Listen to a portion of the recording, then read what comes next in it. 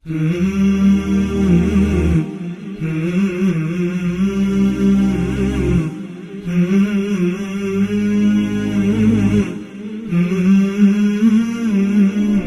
علیکم ورحمۃ اللہ وبرکاتہ۔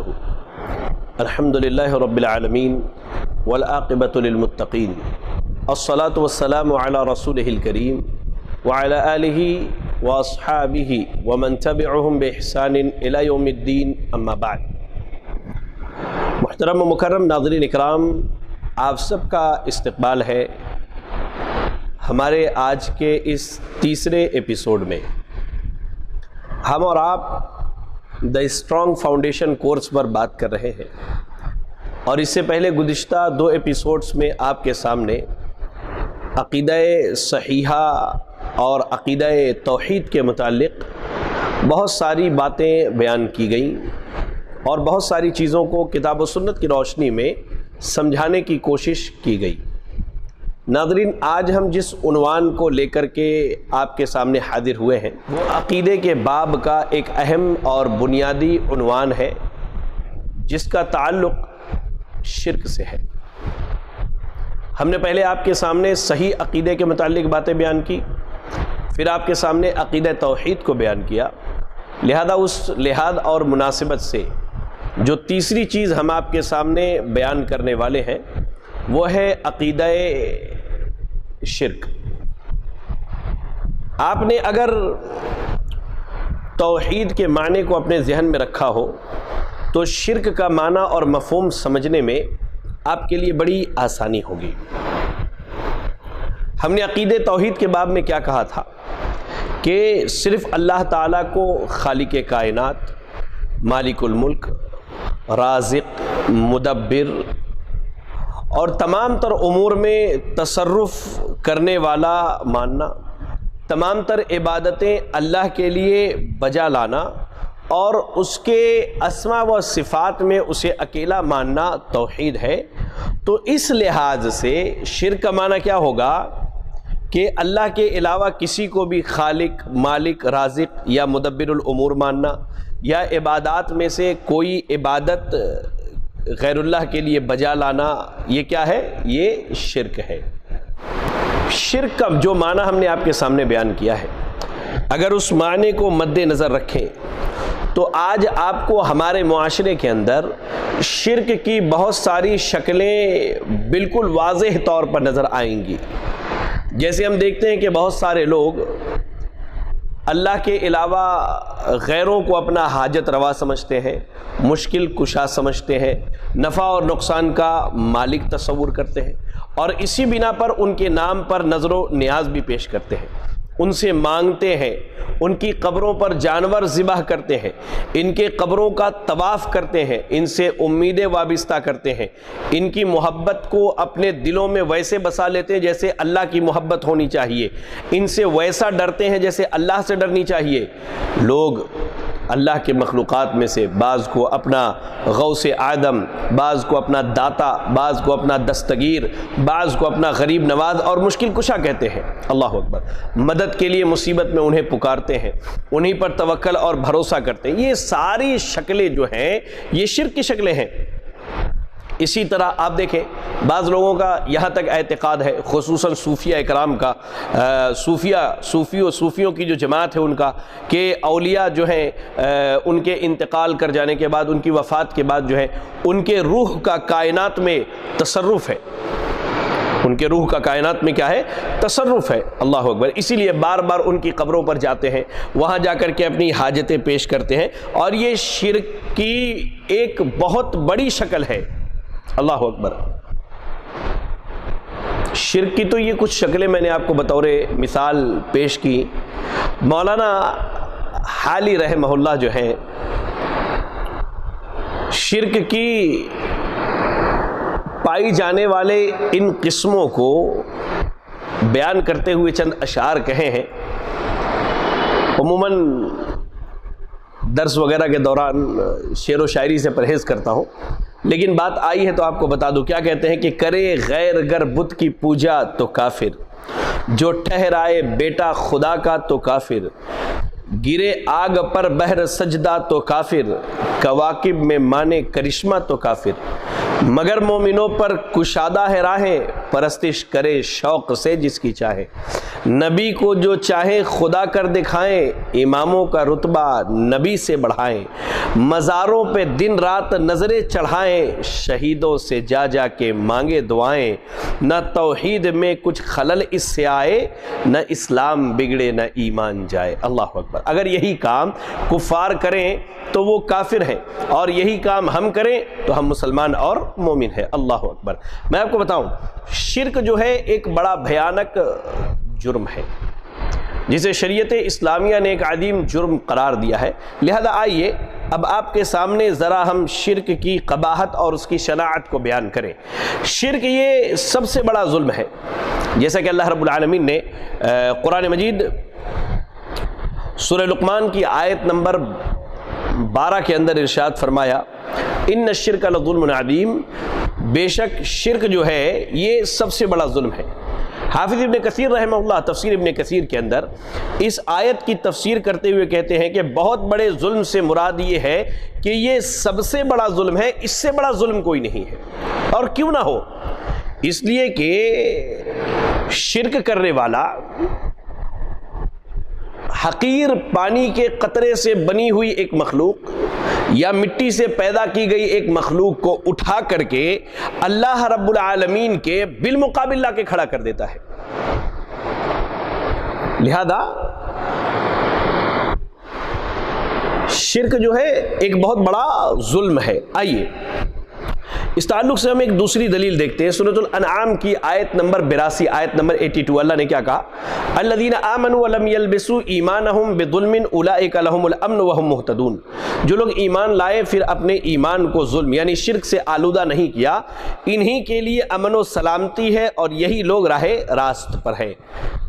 سیدنا عبداللہ ابن مسعود رضی اللہ تعالی عنہ کہتے ہیں کہ جب یہ آیت کریمہ نازل ہوئی کہ جو ایمان لائے اور ایمان لانے کے بعد ظلم نہیں کیا تو یہی لوگ امن والے اور ہدایت والے ہیں، تو اللہ کے رسول صلی اللہ علیہ وسلم کے اصحاب پر یہ آیت بڑی بھاری گزری۔ انہوں نے کہا ایونا لم یظلم نفسہ، اے اللہ کے نبی صلی اللہ علیہ وسلم، اللہ نے کہا کہ جو اپنے اوپر ظلم نہ کرے یا اپنے ایمان میں ظلم کے آمیزش نہ کرے، تو ہم میں سے کون ہے جو ظلم نہیں کرتا؟ تو اللہ کے نبی صلی اللہ علیہ وسلم نے کہا لیس ہوا کما تظنون انما ہوا کما قال لقمان لابنہ، کہ جیسا تم سمجھ رہے ہو معاملہ ویسا نہیں ہے۔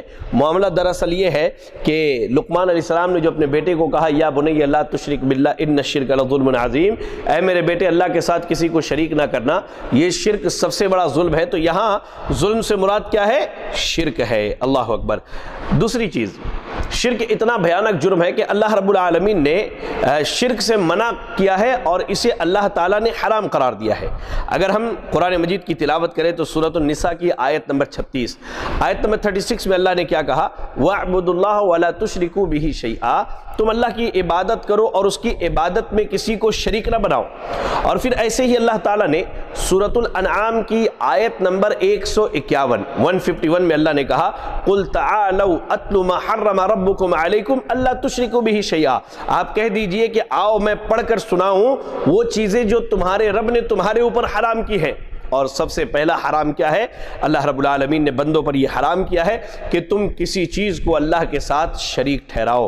ان دونوں آیتوں میں اللہ نے اپنے بندوں کو شرک سے منع کیا ہے اور اسے حرام قرار دیا ہے۔ لہذا بندوں پر لازم ہے کہ وہ اپنی پیشانی صرف اللہ کے سامنے جھکائیں، اپنے ہاتھوں کو صرف اللہ کے سامنے پھیلائیں، اپنی مرادیں صرف اللہ سے مانگیں تاکہ ان کا دامن جو ہے وہ شرک سے بچا رہے۔ ایسے ہی شرک کی خرابی اور اس کی سنگینی کا اندازہ آپ اس سے بھی لگائیے کہ شرک جو ہے یہ سب سے بڑا گناہ ہے۔ سیدنا ابو بکرہ رضی اللہ تعالیٰ عنہ حدیث کے راوی ہے، یہ حدیث صحیح بخاری کی روایت ہے اور صحیح مسلم کی روایت ہے، کہتے ہیں کہ اللہ کے نبی صلی اللہ علیہ وسلم نے کہا الا انبئکم باکبر الکبائر، آپ نے اپنے صحابہ کو مخاطب کر کے کہا کیا میں تمہیں سب سے بڑے گناہ کے بارے میں نہ بتاؤں؟ صحابہ نے کہا بلا یا رسول اللہ، اللہ کے رسول صلی اللہ علیہ وسلم کیوں نہیں، آپ ہمیں بتلائیے۔ آپ نے کہا الاشراک باللہ و حقوق الوالدین، اللہ رب العالمین کے ساتھ اس کی مخلوقات میں سے کسی کو شریک کرنا اور ماں باپ کی نافرمانی کرنا، یہ کیا ہے؟ یہ سب سے بڑے گناہ ہیں۔ مزید اللہ کے نبی صلی اللہ علیہ وسلم نے ایک حدیث کے اندر شرک کو ان 7 ہلاک کرنے والی چیزوں میں سے قرار دیا ہے جو بندے کے اعمال کو تباہ اور برباد کر کے بندے کو ہلاکت اور جہنم تک پہنچانے والی ہے۔ صحیح بخاری سے مسلم کی روایت ہے، سیدنا ابو ہریرہ رضی اللہ تعالیٰ عنہ حدیث کے راوی ہے، کہا اللہ کے نبی صلی اللہ علیہ وسلم نے فرمایا اجتنبوا السبع الموبقات، 7 ہلاک کرنے والی چیزوں سے بچو۔ اس میں آپ نے کہا الشرک باللہ، اللہ کے ساتھ کسی کو شریک کرنا۔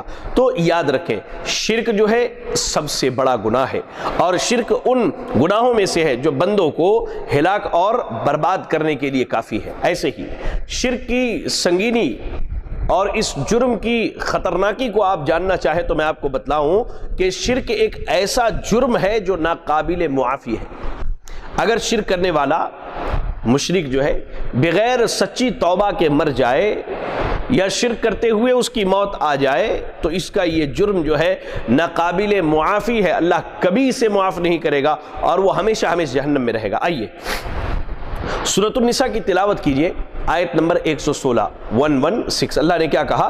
ان اللہ لا یغفر ان یشرک بہ ویغفر ما دون ذلک لمن یشاء ومن یشرک باللہ فقد ضل ضلالا بعیدا، بے شک اللہ تعالیٰ اپنے ساتھ شرک کیے جانے کو معاف نہیں کرتا، اس کے علاوہ جو دیگر گناہ ہے اللہ جس کے لیے چاہتا ہے اسے معاف کر دیتا، اور جو شخص اللہ کا شریک بناتا ہے وہ دور کی گمراہی میں جا پڑا ہے۔ اللہ اکبر۔ یاد رکھیں اس سے ثابت یہ ہوتا ہے کہ شرک ایک ایسا گناہ ہے جس کی بخشش نہیں ہے۔ ہاں شرک کے علاوہ اگر دوسرے کبیرہ گناہ بندے نے کیے ہیں تو اس کی 2 حالتیں ہیں، یا تو اللہ تعالیٰ بندے کو اول وہلہ میں معاف کر دے اور جنت کے اندر جگہ دے دے، یا پھر اللہ رب العالمین اس بندے کے عذاب کا مزہ چکھانے کے عذاب کا مزہ چکھانے کے بعد جہنم سے نکال کر کے جنت میں داخل کرے۔ جیسا کہ ہم نے گزشتہ ایپیسوڈ میں توحید کی فضیلت میں یہ بات آپ کے سامنے رکھی تھی کہ توحید کی ایک فضیلت، عقیدہ توحید کی ایک فضیلت یہ بھی ہے کہ گناہ کبیرہ اگر ہے اور بندہ جہنم میں ڈالا جائے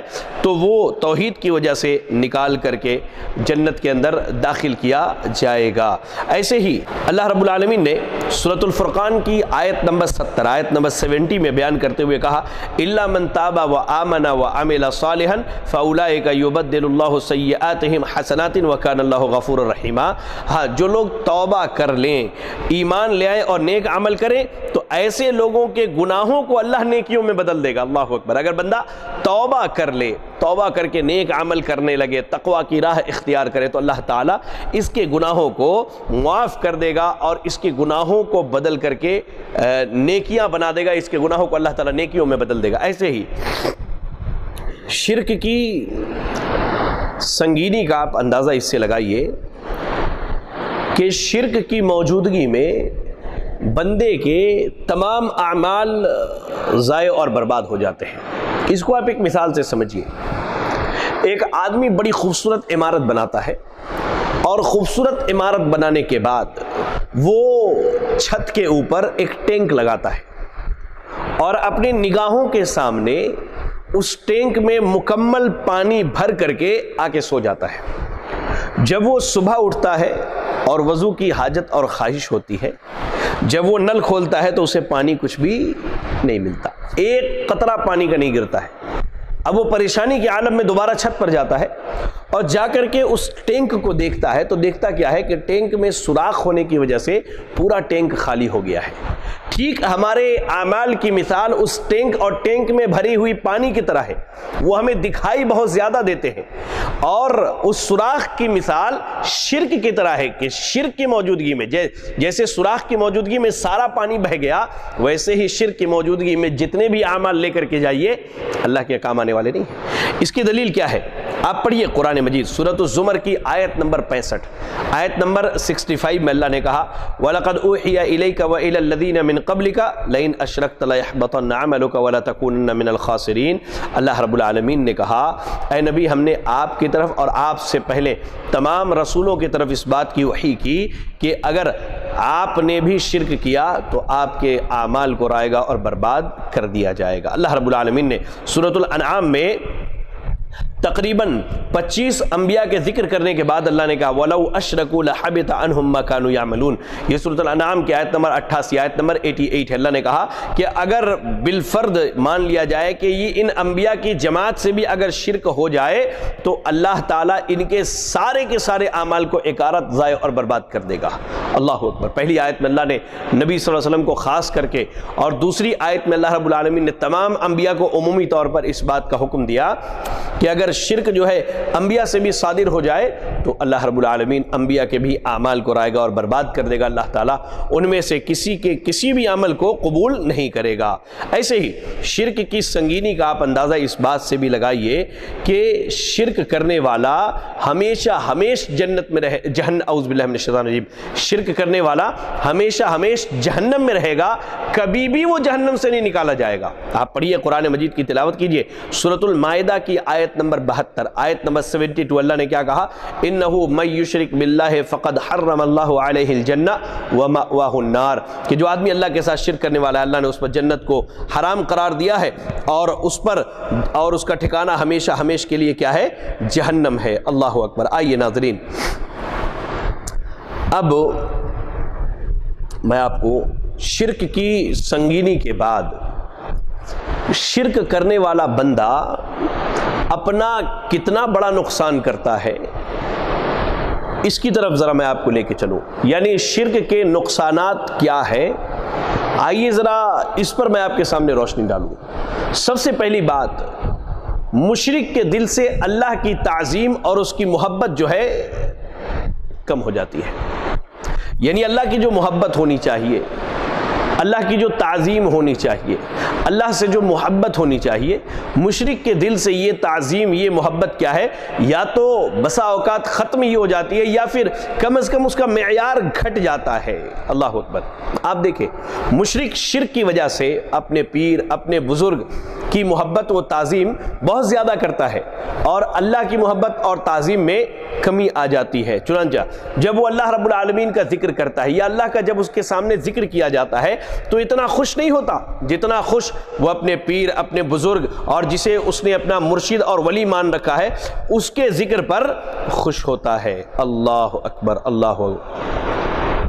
اگر اس کے سامنے اس کے بزرگوں پر زبان دراز کر دی جائے، اس کے بزرگوں کے تعلق سے بات کی جائے تو اسے تکلیف نہیں ہوتی، اسے بڑی تکلیف ہوتی ہے، لیکن اللہ رب العالمین کے ذات کے تعلق سے، اللہ تعالیٰ کے ذات کے متعلق اگر کوئی بات کی جائے، زبان درازی کرے کوئی، تو اسے اس چیز کی تکلیف نہیں ہوتی۔ اور آپ کو میں اس کی ایک زندہ مثال دیتا ہوں، یوٹیوب کے اوپر وہ کلپ موجود ہے، جو دیکھنا چاہے وہ دیکھ سکتے ہیں انشاءاللہ۔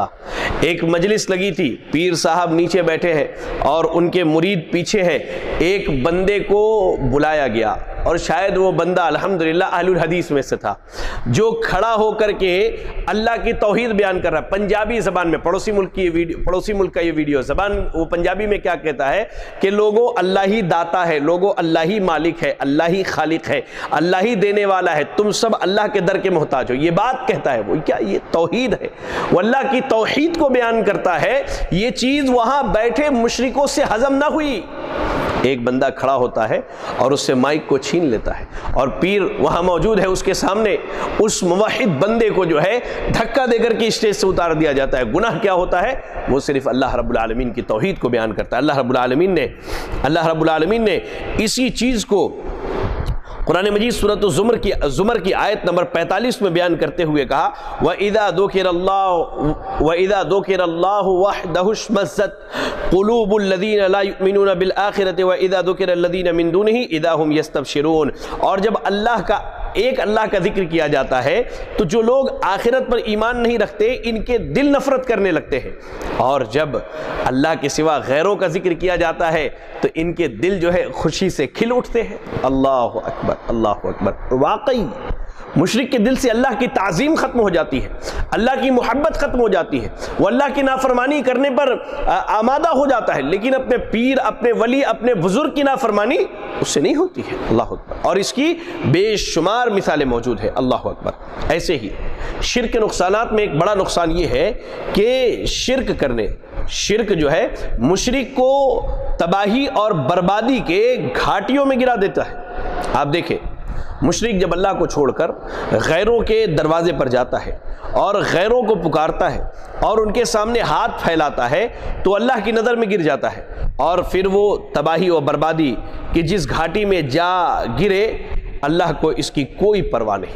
مشرک کی اس انجام کو اللہ رب العالمین نے قرآن مجید کے اندر سورۃ الحج کی آیت نمبر 31، آیت نمبر 31 میں اس طرح بیان کیا، مَن یشرک بِاللَّہِ فَكَأَنَّمَا خَرَّ مِنَ السَّمَاءِ فَتَخْطَفُهُ الطَّيْرُ أَوْ تَهْوِي بِهِ الرِّيحُ فِي مَكَانٍ سَحِيقٍ۔ اور جو شخص اللہ کے ساتھ شریک بناتا ہے، جو شخص اللہ کے ساتھ کسی کو شریک بناتا ہے، گویا وہ آسمان سے گرتا ہے، اب یا تو اسے پرندے اچک لے جائیں یا ہوا کسی دور دراز جگہ پر پھیر دے۔ اللہ اکبر۔ اللہ نے اس آیت کریمہ کے اندر مشرک کی مثال اس شخص سے دی ہے جو آسمان سے گرے، یا تو پرندے اسے اچک لے اور نوچ کر کے کھا جائیں تو بھی وہ ہلاک اور برباد ہو گیا، یا پھر ہوا اسے کسی دور کی وادی یا کسی گھاٹی میں لے جا کر کے پھینک دے، وہ بھی ہلاک و برباد ہو گیا۔ لہذا مشرک کیا ہے؟ شرک کی وجہ سے تباہی اور بربادی کی گھاٹیوں میں چلا جاتا ہے۔ ایسے ہی شرک جو ہے مشرک کو نجس کر دیتا ہے، ناپاک بنا دیتا ہے۔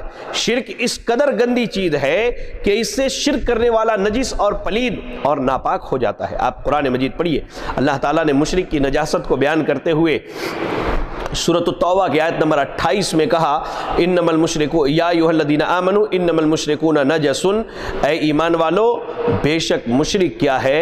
ناپاک ہے، پلید ہے۔ اور ظاہر ہے کہ جب کوئی شخص توحید پر قائم نہیں رہتا، جو کہ عقائد اور اعمال کے طہارت کے اسباب میں سے ایک بنیادی سبب ہے، اور وہ شرکیہ اعمال کا ارتکاب کرتا ہے، تو اس وجہ سے اس کا باطن جو ہے پلید اور ناپاک ہو جاتا ہے۔ اللہ کی ہم پناہ چاہتے ہیں شرک جیسے عظیم گناہ سے۔ اچھا، مشرک شرک کرنے کی وجہ سے اللہ تعالیٰ کے تعلق سے بدگمانی کا شکار ہو جاتا ہے، وہ اللہ کے ساتھ بدگمانی کرنے لگتا ہے۔ کیسے؟ جب مشرک اللہ کے علاوہ کسی کو اپنا حاجت روا، مشکل کشا، غوث اعظم، داتا اور گنج بخش تصور کرتا ہے تو وہ گویا کہ اللہ پر بدگمانی کرتا ہے، اس لیے کہ وہ اللہ تعالیٰ کو مختار کل اور قادر مطلق نہیں مانتا۔ ورنہ اگر وہ اللہ کو مختار کل مانتا اور اسی کو حاجت روا، اسی کو مشکل کشا، اسی کو غوث اعظم اور داتا مانتا تو قطعاً وہ غیروں کو نہ پکارتا، غیروں کے دربار کے چکر نہ لگاتا۔ اللہ اکبر۔ اس سے یہ بات لازمی طور پر ہمیں سمجھ میں آتی ہے کہ مشرک گویا کہ اللہ تعالیٰ کو نعوذ باللہ ناقص سمجھتا ہے، اور اللہ کے اختیارات پر اسے شک ہے، اور وہ بدگمانی میں مبتلا ہے۔ اللہ رب العالمین نے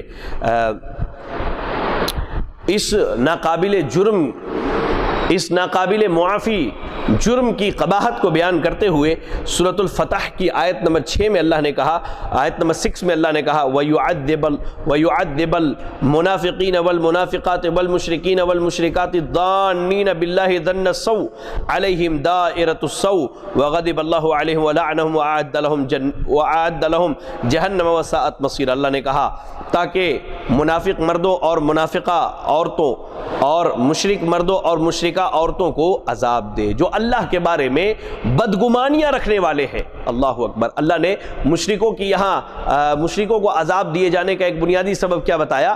یہ اللہ کے تعلق سے بدگمانی رکھنے والے ہیں، اور مصیبت لوٹ کر انہی پر آنے والی ہے، اور اللہ تعالیٰ ان پر غضبناک ہو گیا، ان پر لعنت بھیج دی، اور اس نے ان کے لیے جہنم تیار کر رکھی ہے جو بہت ہی برا ٹھکانہ ہے۔ اللہ اکبر۔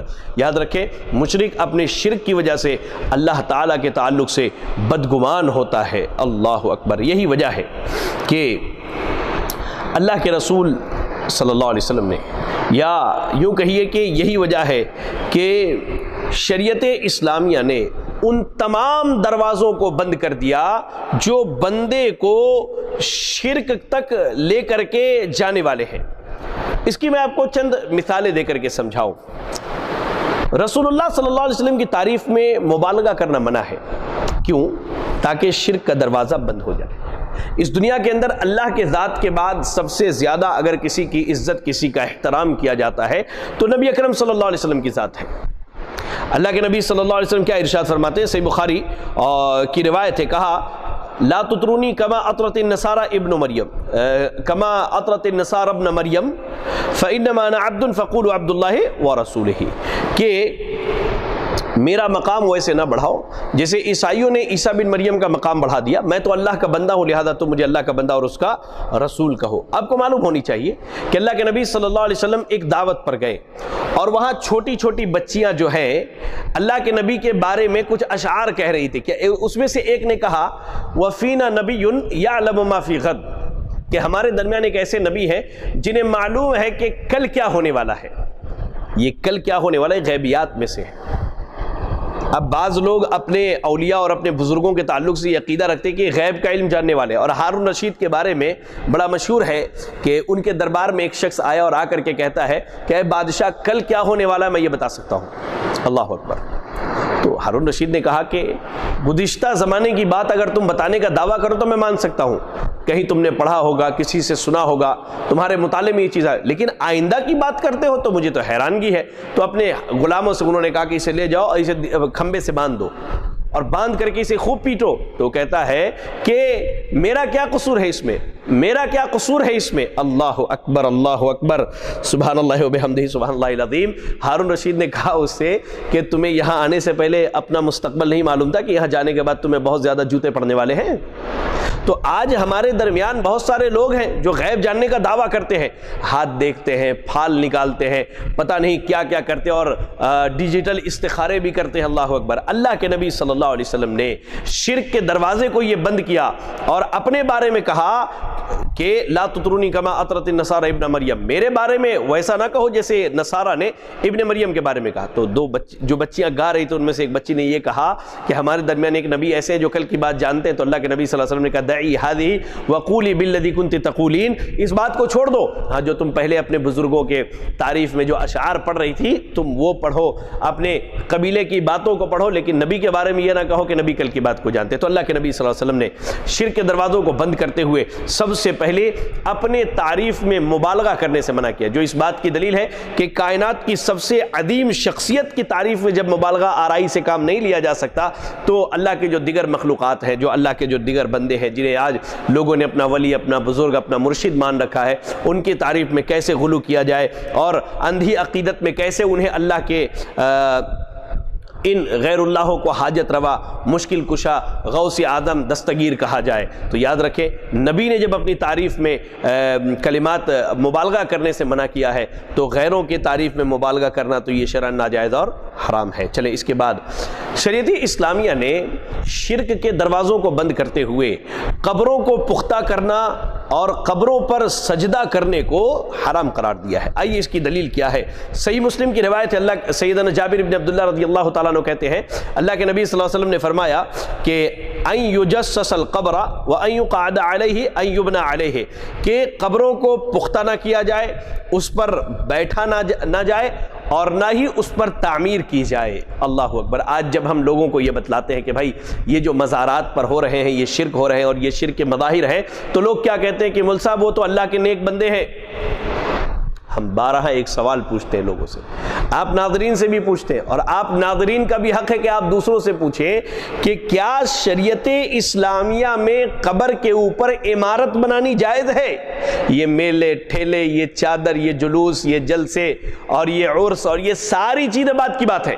پہلے آپ یہ فیصلہ کیجئے کہ کیا مزاروں کے اوپر جو ہے، کیا قبروں کے اوپر مزارات بنانے اور عمارت بنانا جائز ہے؟ اللہ اکبر۔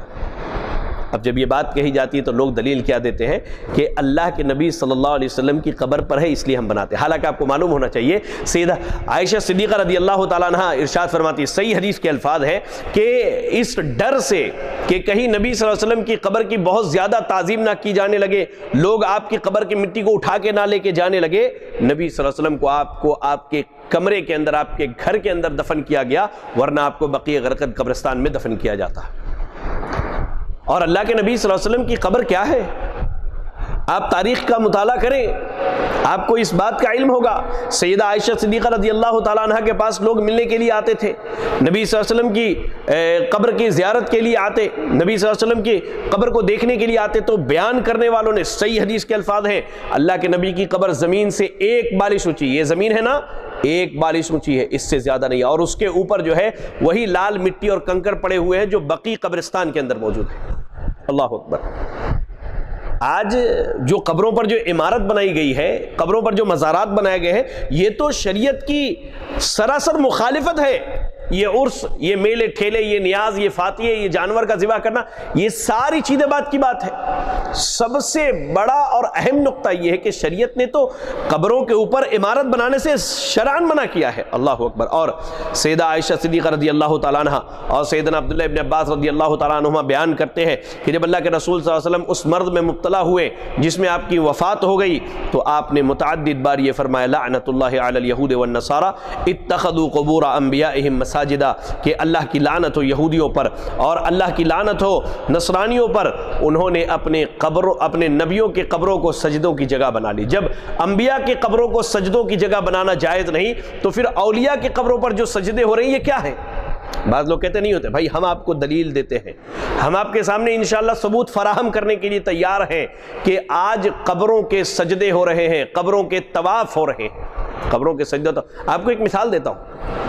میری رشتہ داری میں ایک صاحب فوت ہو گئے, ایک صاحب فوت ہوئے, تو میں اور مجھ سے میرا چھوٹا بھائی ہے, والد کا لیپالک ہے وہ, تو ہم دونوں گئے جنازے میں. ابھی جنازہ لے کر کے نکلے تو ان کے گھر کے باہر محرم میں جو تعزیہ بٹھاتے چوک پر, ایک چوک تھا, واللہ کہہ رہا ہوں, واللہ ثم واللہ, لوگوں نے جنازے کو لیا اور چوک کے طواف کرنے شروع کر دیے. میں نے اپنے چھوٹے بھائی سے اشارے میں کہا کہ ہیلمٹ کہاں رکھے ہو؟ کہا بڑی بھابھی کے پاس ہے. میں کہا لے کر کے آؤ, گھر نکلنا ہے. کیوں؟ میں کہا اس جنازے میں شریک نہیں ہونا. یہ لوگ یہاں کھلے عام شرک اور کفر کر رہے ہیں. اللہ اکبر. بے شمار اس کے دلائل ہیں. بہرحال تو شریعت اسلامیہ نے قبروں کو پختہ بنانا اور اسے سجدہ گاہ بنانا اس سے منع کیا ہے. ایسے ہی قبروں کی طرف منہ کر کے نماز پڑھنا بھی منع ہے. اللہ اکبر. آپ دیکھیں اللہ کے رسول صلی اللہ علیہ وسلم ارشاد فرماتے, صحیح مسلم کی روایت ہے, لا تصلوا الی القبور ولا تجلسوا علیہا, قبروں کی طرف رخ کر کے نماز نہ پڑھو اور نہ ہی قبروں پر بیٹھو. اللہ کے رسول صلی اللہ علیہ وسلم نے اس حدیث میں شرک کا ایک اور راستہ بند کیا, اور وہ یہ کہ قبر کی طرف رخ کر کے نماز پڑھنا یا ان پر بیٹھنا, جیسا کہ آج کل لوگ پیروں اور بزرگوں کی درباروں پر جا کر ان کے قبروں کی طرف رخ کر کے نماز پڑھتے ہیں, اور اسی طرح کئی لوگ قبروں پر بیٹھ کر چلا کشی کرتے ہیں اور مراقبہ کرتے ہیں. اللہ اکبر. شریعت نے اس پر بیٹھنے سے منع کیا ہے. اور قبروں کو جو ہے, جو قبریں اونچی ہو انہیں زمین کے برابر کر دیا جائے اور ان پر بنائی گئی عمارتوں کو گرانے کا حکم ہے.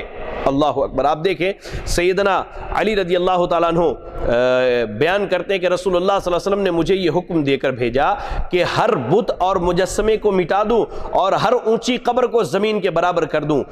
صحیح مسلم کی یہ روایت ہے. آپ کو ایک چیز معلوم ہونی ہے, جب یہ دلیل پیش کی جاتی ہے تو بعض لوگ کیا کہتے ہیں کہ بھائی وہ جو قبریں تھی وہ مشرکوں کی قبریں تھی. چلے آپ کو میں ایک اور دلیل پیش کرتا ہوں.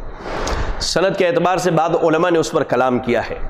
سیدنا عثمان ابن عفان رضی اللہ تعالی عنہ کہیں سفر پر نکل رہے تھے اپنے دور خلافت میں, تو لوگوں کو یہ حکم دیا کہ قبرستان میں جو قبریں 1 بالش سے زیادہ اونچی ہیں ان کو زمین کے برابر کر دیا جائے. واپس آئے تو دیکھا کہ ساری قبروں کو زمین کے برابر کیا گیا ہے یا 1 بالش کر دیا گیا ہے سوائے ایک قبر کے. پوچھا یہ کس کی قبر ہے؟ کہا آپ کی بیٹی کی ہے. کہا کہ اسے بھی زمین کے برابر کر دو. اللہ اکبر. سیدنا عثمان کی بیٹی کوئی کافرہ اور مشرکہ تو نہیں تھی, نعوذ باللہ, ایمان والی تھی. ان کی قبر کو ان کی قبر کو سیدنا عثمان رضی اللہ تعالیٰ عنہ نے زمین کے برابر کرنے کا حکم دیا. تو یہ کیسے ممکن ہے کہ کسی کی قبر پر عمارت بنائی جائے اور عمارتیں اونچی اونچی تعمیر کی جائے؟ اللہ اکبر. قبروں اور مزارات کی طرف زیارت کے لیے سفر کرنا شریعت نے اسے حرام قرار دیا. آج آپ دیکھیں اللہ اکبر، ہم نے دیکھا پوسٹرز لگے ہوتے ہیں کہ چلیے زیارات کے لیے، اب زیارات میں فلاں شریف فلاں شریف فلاں شریف ہوتے ہوئے جو ہے اجمیر چلیں گے، فلاں جگہ چلیں گے، فلاں جگہ. قبروں کی زیارت کرنا، مزاروں کی زیارت کرنا اسلام میں حرام ہے. آپ یہ بات اپنے ذہن میں بٹھا لیجئے. آئیے میں آپ کو بتلاؤں،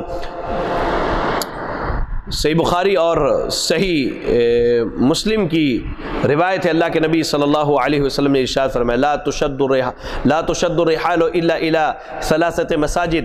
3 مسجدوں کے علاوہ کہیں بھی زیارت کی نیت سے آپ نہیں جا سکتے. مسجد حرام، مسجد نبوی اور مسجد اقصی، یہ 3 مساجد ہیں جہاں ثواب کی نیت سے سفر جو ہے کیا جا سکتا ہے. ان کے علاوہ کہیں بھی ثواب کی نیت سے سفر نہیں کیا جا سکتا. اللہ اکبر، اللہ اکبر، سبحان اللہ و بحمدہ و سبحان اللہ العظیم. تو یہ وہ طریقے تھے، یہ وہ راستے تھے جن کے ذریعے شریعت اسلامیہ نے شرک کے چور دروازوں کو بند کیا. اب آئیے شرک کے اقسام کی طرف ہم آتے ہیں. شرک کی 2 بڑی قسمیں ہیں، شرک اکبر اور شرک اصغر. شرک اکبر کی بھی کئی قسمیں ہیں. جیسے آپ نے توحید کی 3 قسمیں پڑھی، توحید ربوبیت، توحید الوہیت اور توحید اسماء و صفات. ایسے ہی شرک اکبر کی 3 قسمیں ہیں. شرک فی الربوبیہ، اللہ رب العالمین کی ربوبیت میں شرک کرنا، مثلا اللہ کے علاوہ کسی اور کو خالق و مالک ماننا، مدبر الامور ماننا، عزت و ذلت دینے والا ماننا، نفع و نقصان کا مالک سمجھنا، یا اللہ کی ربوبیت کا سرے سے انکار کر دینا جیسے فرعون نے کیا تھا. اللہ کی ربوبیت کا انکار کرتے ہوئے اپنے آپ کو رب قرار دیا. لہذا ایسے ہی نصارہ کو آپ دیکھیں، عیسائیوں کو، نصرانیوں کو، ان لوگوں نے اللہ کی ربوبیت میں شریک بنایا اور یہ دعویٰ کیا کہ رب جو ہے 3 ہے، یا اللہ. یا پھر موجودہ دور میں اولیاء اور صالحین کے متعلق یہ عقیدہ رکھنا کہ انہیں موت کے بعد کائنات میں تصرف کرنے، حاجتیں پوری کرنے اور مشکلات کو ٹالنے کا اختیار حاصل ہوتا ہے. یہ ساری چیزیں جو ہے شرک فی الربوبیہ کی مثال ہے. اس کے بعد شرک فی الاسماء والصفات. ہم نے شرک فی الالوہیہ اس لیے نہیں بیان کیا کہ قدر تفصیل ہے اس میں. شرک فی الاسماء والصفات یعنی اللہ کی توحید اسماء و صفات میں شرک کرنا، یہ شرک اکبر کی قسم ہے. مثال کے طور پر اللہ کے اسماء و صفات کا سرے سے انکار کر دیا جائے، جیسے ایک گمراہ فرقہ جہمیہ ہے اور قرامطہ ہے، ان لوگوں نے انکار کیا. یا اللہ کی صفات مخلوقات کے لیے بھی تسلیم کر لیا جائے، یعنی اللہ کے جو صفات ہیں وہ مخلوقات میں تسلیم کر لیا جائے، جیسے آج کے دور میں ہو رہا ہے علم غیب کا دعویٰ. بعض لوگ علم غیب کا دعویٰ کرتے ہیں، جنوں کے بارے میں علم غیب کا دعویٰ کیا جاتا ہے، نبی صلی اللہ علیہ وسلم کے بارے میں علم غیب کا دعویٰ کیا جاتا ہے. ایسے ہی سجدے اللہ کو بھی کی جاتی ہے، غیروں کے نام پہ بھی کیے جاتے ہیں.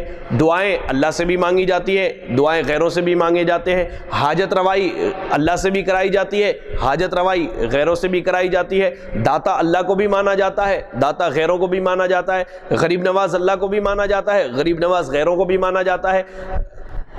غوث اعظم اور دستگیر اللہ کو بھی مانا جاتا ہے، غوث اعظم اور دستگیر غیروں کو بھی مانا جاتا ہے. تو یہ توحید اسماء و صفات میں شرک ہے اور اسے شرک فی توحید الاسماء و صفات کہا جاتا ہے، اور شرک اکبر کی ایک بڑی قسم ہے. شرک اکبر کی تیسری قسم کیا ہے؟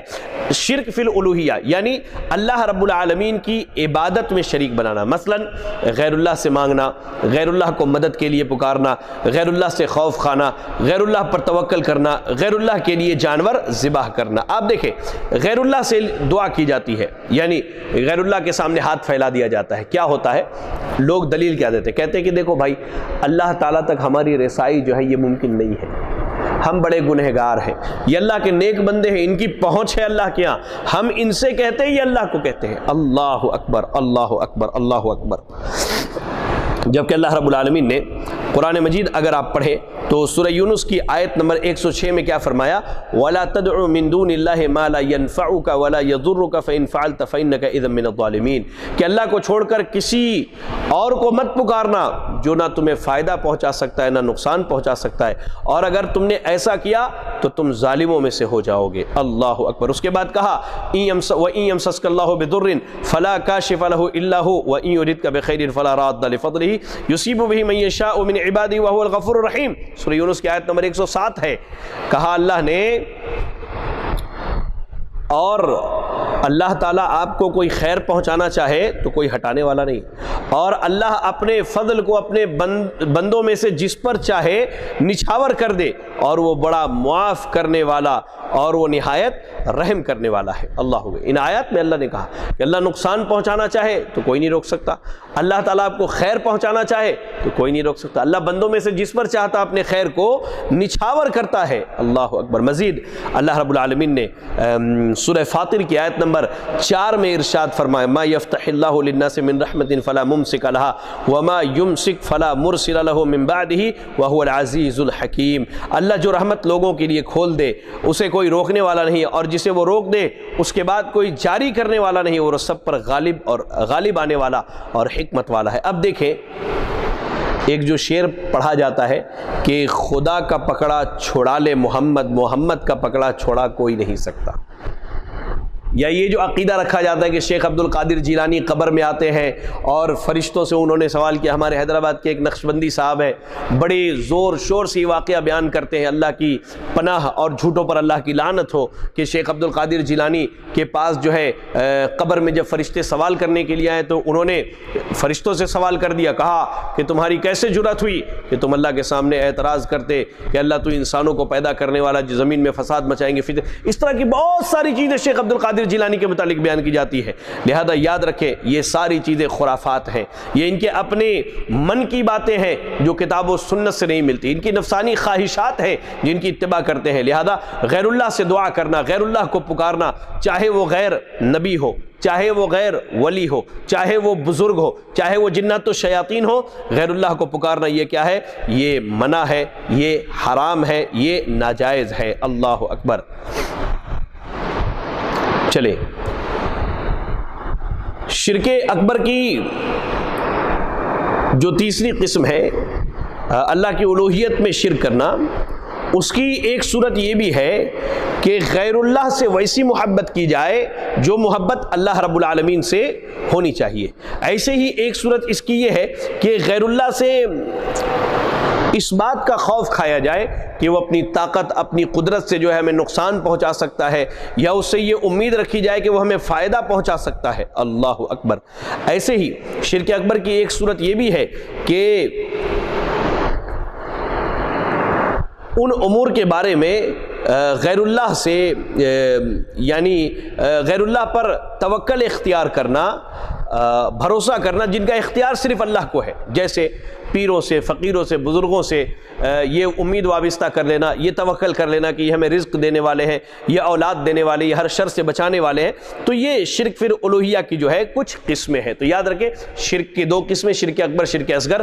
پہلی قسم شرک اکبر کی 3 قسمیں ہیں: شرک فی الربوبیہ، شرک فی الاسماء والصفات، اور شرک فی الالوہیہ۔ اس کے بعد شرک اصغر سے مراد ایسا شرک ہے جو بندے کو شرک اکبر تک پہنچا دے۔ اللہ کے نبی صلی اللہ علیہ وسلم نے کہا کہ میں اپنی امت پر جو ہے تم پر سب سے زیادہ شرک اصغر کا خوف کھاتا ہوں۔ صحابہ نے پوچھا شرک اصغر سے کیا مراد ہے؟ آپ نے کہا شرک اصغر سے مراد ریاکاری ہے۔ اللہ اکبر، اللہ اکبر۔ شرک اصغر کی متعدد شکلیں ہیں، جیسے غیر اللہ کی قسم کھانا، ایسے ہی یہ کہنا کہ جو اللہ چاہے، جو آپ چاہیں۔ جیسے بیماری سے اگر شفا یابی ہو گئی ڈاکٹر کے ذریعے، تو آدمی کیا کہتا ہے؟ آپ تو میرے لیے خدا بن کے آئے، آپ میرے لیے خدا بن کر کے آئے۔ اللہ اکبر۔ یا اس طرح کا جملہ کہا جاتا ہے کہ بھائی جو اللہ چاہے اور جو آپ کی مرضی ہے، تو یہ کیا ہے؟ یہ شرک اصغر ہے۔ بلکہ کہنا یہ چاہیے کہ جو اللہ چاہے اس کے بعد آپ چاہیں، ٹھیک ہے۔ ایسے ہی شرک اصغر کی ایک قسم جو ہے بدشگونی کرنا اور فال نکالنا، جیسے زمانہ جاہلیت میں آدمی سفر کے لیے نکلتا تو ایک کبوتر اڑاتا، اگر وہ دائیں طرف گیا تو نیک فال لیتا، بائیں طرف گیا تو بدفالی لیتا۔